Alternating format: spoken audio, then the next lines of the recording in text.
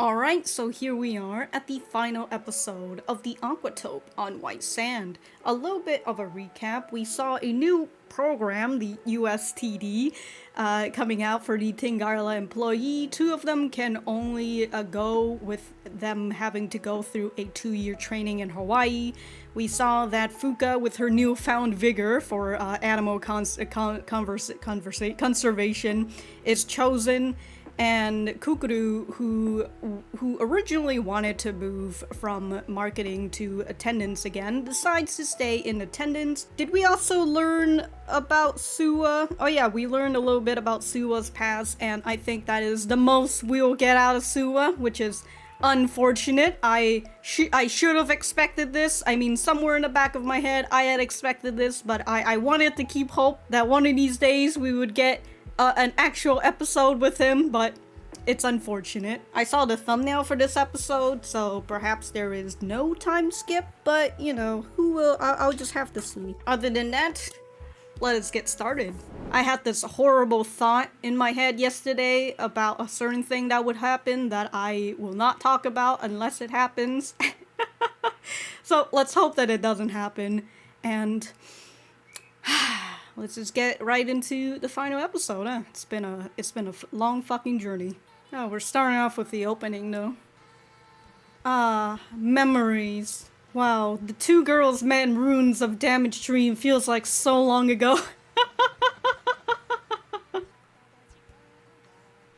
I remember the times when I was like, oh yeah, that tribal child's probably will still be here, because you see him in the opening. Did not appear once in the second course. I mean, we still got like the next 20 minutes. I don't know. We never really had an episode for Udon-chan, huh? Now that I think about it. I mean, we've had like few episodes where she has her own scenes, but I feel like her problems we never really got to see. Then again, she did say she don't really have all that much trouble, huh? So when she was young? Yeah. Oh, look at Kukuru. Holy shit, damn, dude. Oh, is the fucking wedding vow? I mean, she truly is married to the fish. Stocking up White Sand Dome.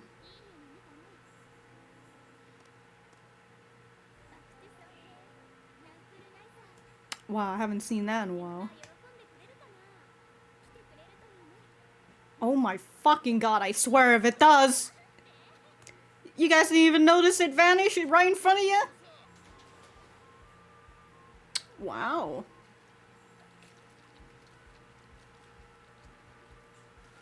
Good thing none of them are strong enough to flop out of the freaking net. Oh yeah, huh? I assume Karen's working in attendance now, huh? Oh. Mm-hmm. It doesn't take long to get used to it. Yeah, you just gain muscles along the way, just like with Fuuka. Huh. Yeah.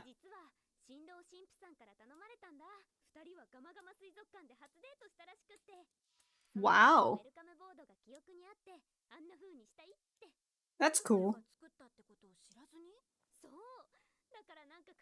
I read. Yeah, you have that connection, huh?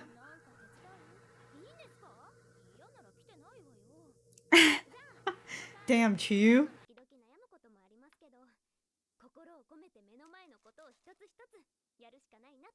Mm-hmm.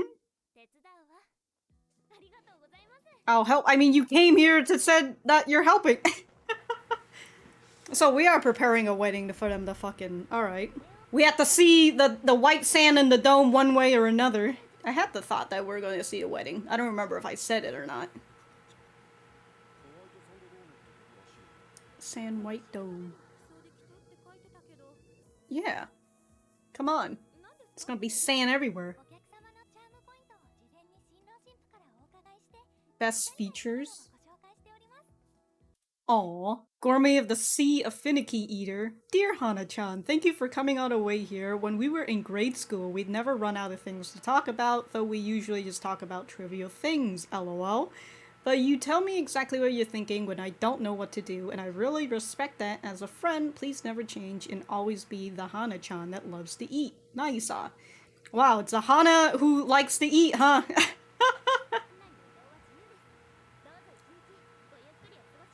Dude, I would attend a wedding more if it was taken out of goddamn aquarium. Very modest wedding dress. I really like it. Is this the kid?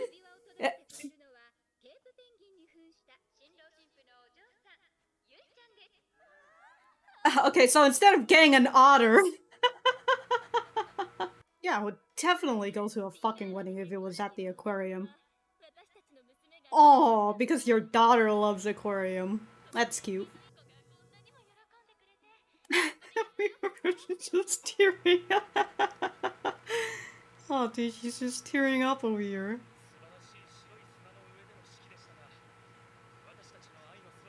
With a strong foundation.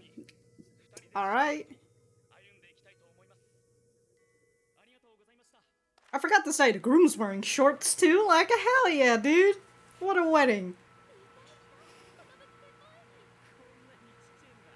And then they get to attend the fecking weddings afterwards. Sorry, the aquarium afterwards.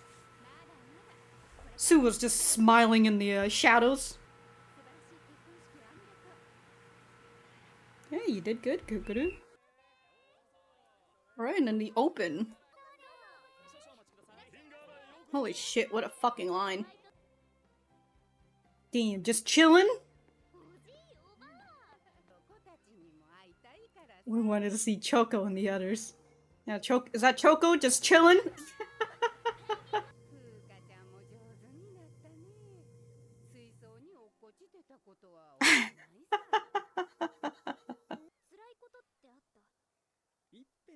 Plenty of times, yeah. There's always ups and downs.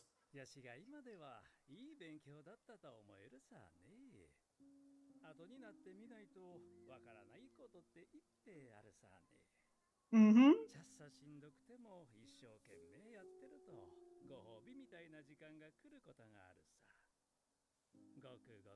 Just once in a while. But that reward is good enough for you to keep going, huh? Well, that's because you're still a kid, too. Welcome to adulthood! If I should have stayed in marketing. Wait, you're not in marketing?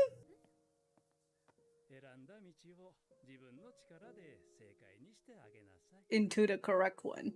Make it your path, essentially. Okay. Oh, that's totally not a whole weight to carry.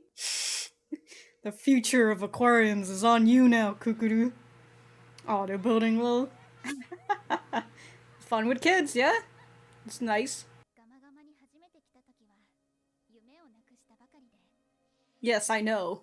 I mean, I guess it's the finale episode, so we really gotta...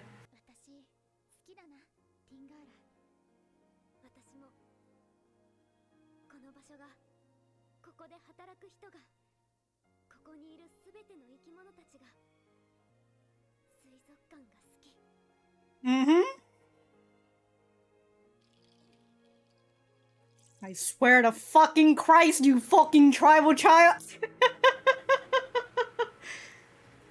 Look, if he's here now. Oh my god, he's really out here. Fucking giving her visions. Damn you, tribal child.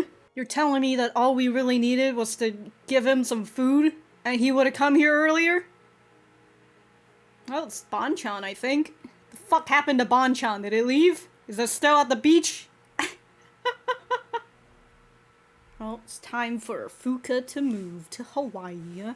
I mean, even when she's at Hawaii, there's still plenty of Japanese people there. If I remember correctly, there's a large group of Japanese community in Hawaii, right? You're gonna become a first penguin. I'll be back all grown up. Alright.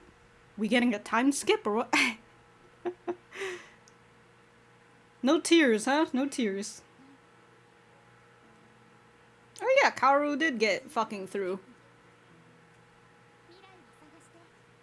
We'll have the same dream and seek out the future. Continue thinking. Alright.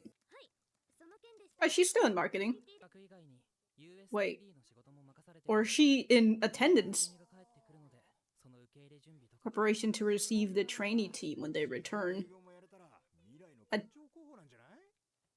Have to be the director. Really, AG? Fucking Garando. Necton. So she's still in... Okay. The plankton seemed to gain the ability to swim. Oh, wow. So she's in the same team as Kukuru. Cool. You working full-time now?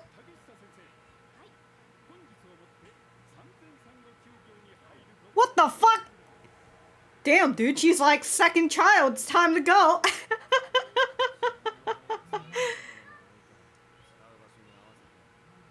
Well, I assume it's been somewhat 2 years. Because I felt like Kukuru's hair was a little different. Maybe that's just me, though. Is that Karen? Ah, he's the chief.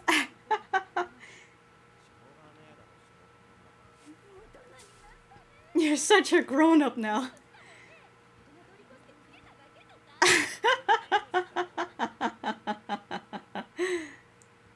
Oh.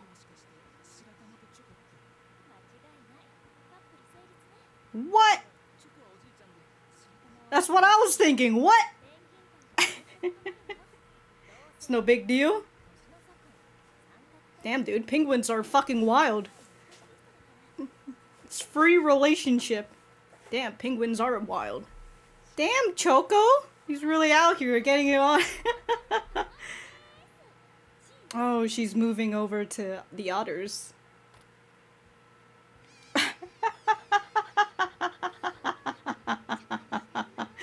You're all business, aren't you?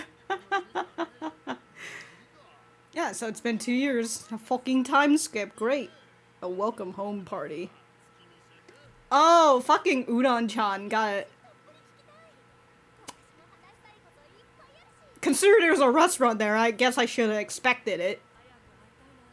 Damn, Kaoru. You got a tan? Hey, what happened to your pebble necklace? It's a little red triangle now. It's the opening.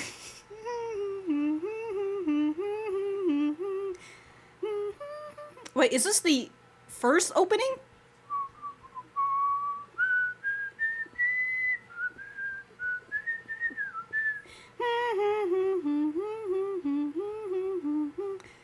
This is the first opening, right? Is she putting an offering down? Or I guess they're just meeting there, huh? Macadamia nuts. Is Fuuka's hair shorter? I think she's got a... Oh, look at these two giving each other a nice little hug.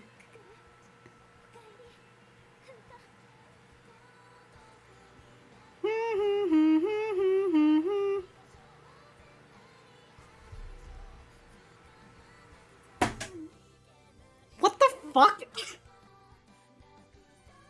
What? Oh, it's a full song.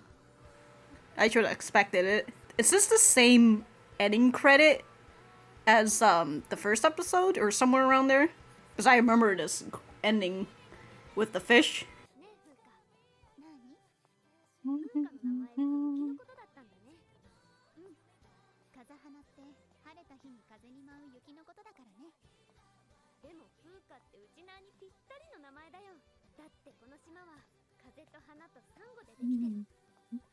In coral.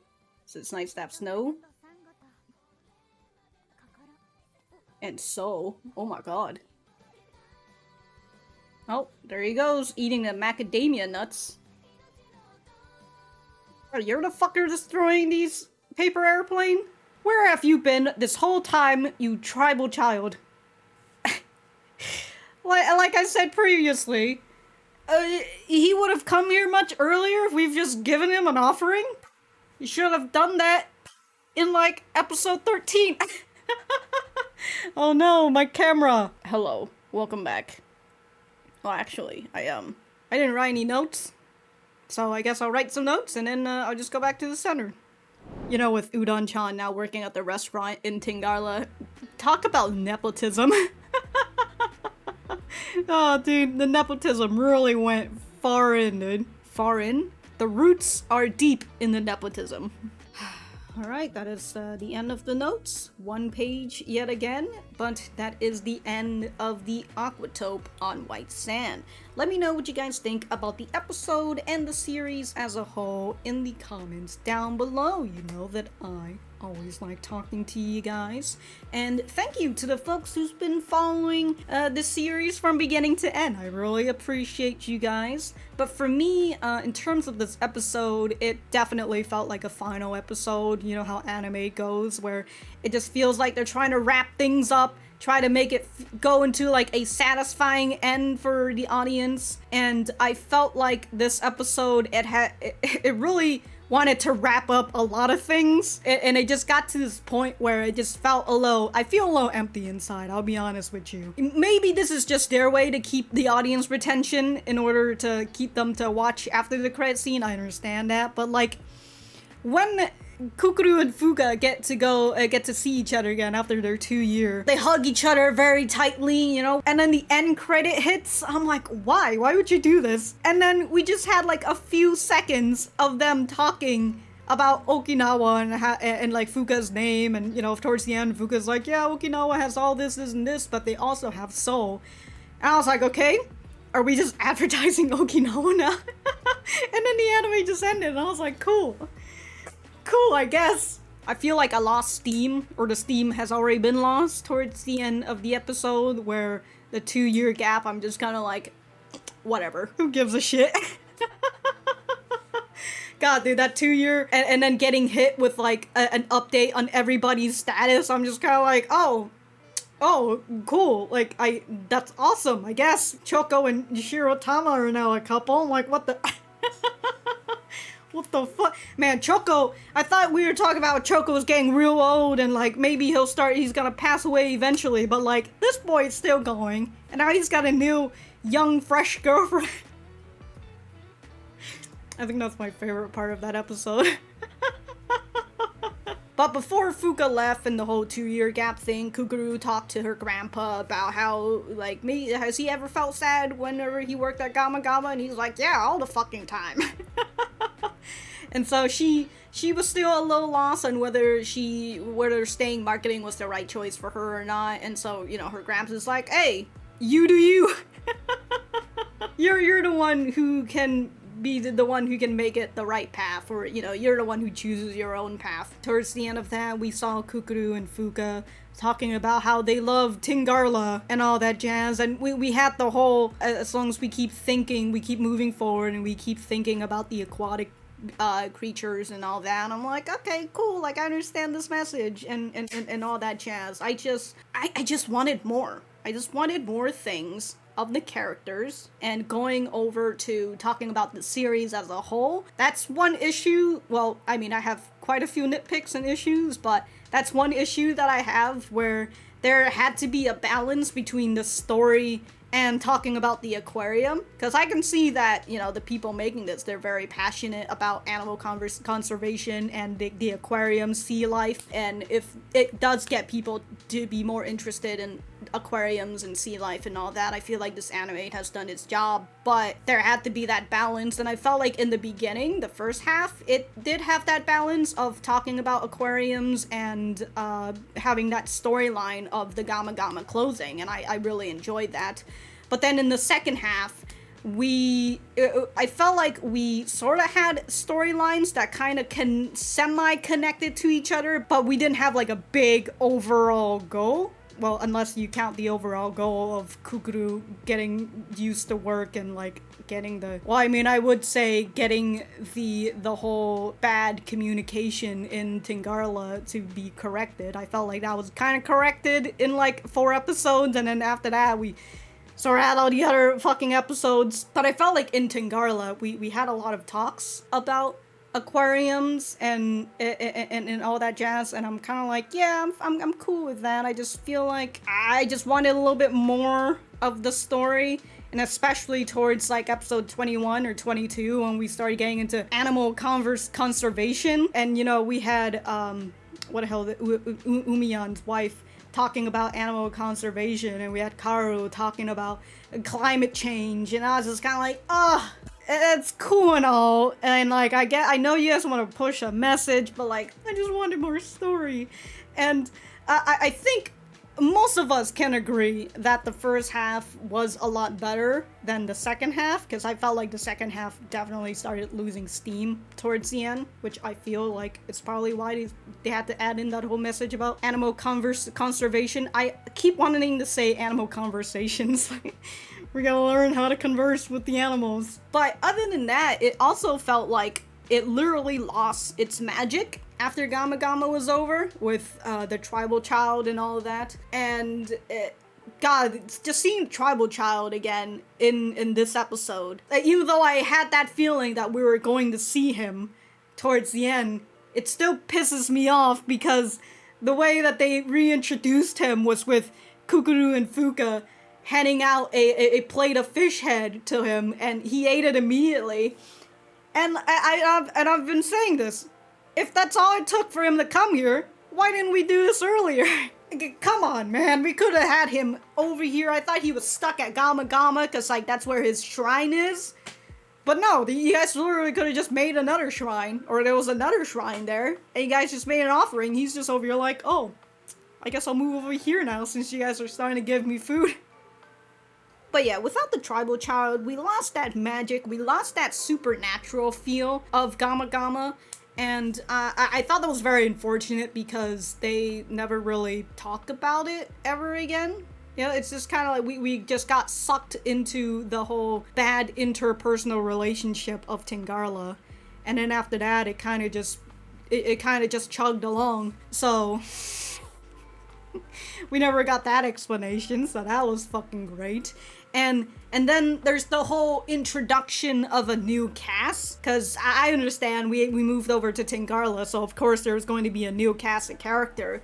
The issue was that we had some of the Gama Gama cast move over to Tingarla, and because of that, I felt like if it was just taken within the 12 episode format, I would have been fine with the side characters of Gama Gama being the way they are. I felt like they had a good amount of episodes, most of them had an episode directed to them, and even if they didn't, I felt like I'll be honest, with the older cast of the Gama Gama, I liked a whole lot better than the cast here in Tingarla, just because I feel like even though they're like middle-aged and all that, like, you know, there's something about those people that I'm kind of fine with not really having as much character development, just because I feel like they've went through a lot of things, and like even though I would like to know more, I feel like they're already at this point in their life where they've already been developed. So I didn't really mind the older cast in Gama Gama, but we had over here in Tingarla, we had like a new cast of like younger characters, and because of that, I really wanted to know more about them. And then with the whole Gama Gama cast coming over, it wasn't a 12 episode slot, it was a 24 episode slot, and because of that, I felt like the younger cast of the Gama Gama, Karen, Kuya, Udon-chan, Kai, I felt like they didn't get properly developed as much anymore because we are in this 24 episode format, and then we had this whole fucking cast that we also gotta start developing as well. The nice thing with Chiyu was that she came in episode 9, and so we sort of had an idea of who her character was, and then we got to see her again, and I thought that her episode focused on her was really nice. You know, I was glad that Chiyu got her own episode. But after that, it was just kind of like, alright, you're done, Chiyu. Toss you out of here. See you later. I was really sad about that. I was even more sad knowing that we didn't get any episode dedicated for Eiji or Marina. I felt like I wanted to see more of them, especially Marina herself. I really did want to see more of Marina. So that was very unfortunate that we didn't get to see her. For Karu, I feel like we sort of had an episode with a bit of a focus on her, but I still would have liked a little bit more on Karu as well, but don't even get me started about the fact that we didn't even get an episode on Suwa. How fucking dare he? Ooh, even though it just felt like he's had his own little character development off screen, and it makes me very upset.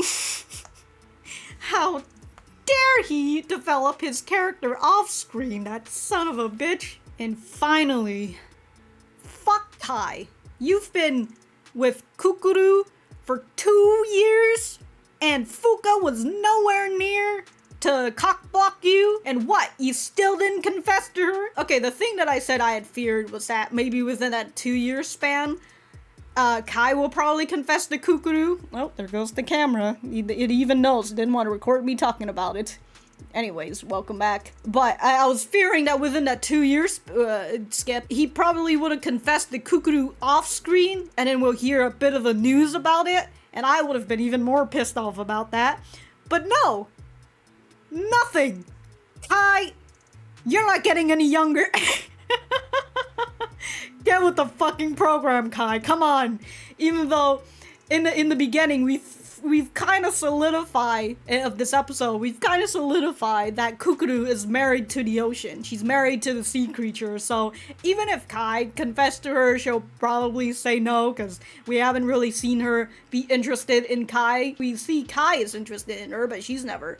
And like maybe Kai understands that, and that's why he hasn't confessed to her, because he knows that it's like unrequited love. But like, who cares, Kai? Just get it out of the way. You're not high school kids anymore. Just fucking do it. I blame everything on Kai, that son of a bitch. What next? You're gonna tell me that Kai never hugged Kukuru passionately? Because if he didn't, like, Fuuka has already won over you. Whatever. But yeah, it started off strong. It lost steam by the end. And here we are with this. I still enjoyed my journey. I still enjoyed a little bit of Tingarla. I think I did enjoy like episode 13 all the way to like episode 17. Let me actually figure out what those episodes were before I say anything else. Oh yeah, episode 18 was also a little focused on Akari, which fucking great. I mean, I'll be honest with you, I'd rather had gotten an episode focused on Marina than Akari. I would have been fine with Akari having her own development on the side, because we've been sort of seeing it, and in her not caring much about the sea creature to her actually loving it. I thought that low progress on her own was alright, but then we had the whole episode about her, and I was like, okay, you know, cool. Now she loves to see animals and all that. And then she just goes back to her character of, I love poking cheeks, and I'm like, cool, I guess, Akari, cool. I'm probably gonna stop ranting about this now, but yeah, that's the end of the Aquatope on white sand. 67 pages of notes, so there you go. That was a good journey. I'll be honest with you, if you decided to stop at episode 12, and just be like, oh yeah, this is where it ended, I wouldn't fucking blame you. I really wouldn't. I would have just been like, yeah, that's how it ended. But that's just me. Let me know what you guys think about it in the comments down below. And again, thank you guys for sticking around for this long journey. I'll see you guys in the next video, next series, whatever I'm doing anyways.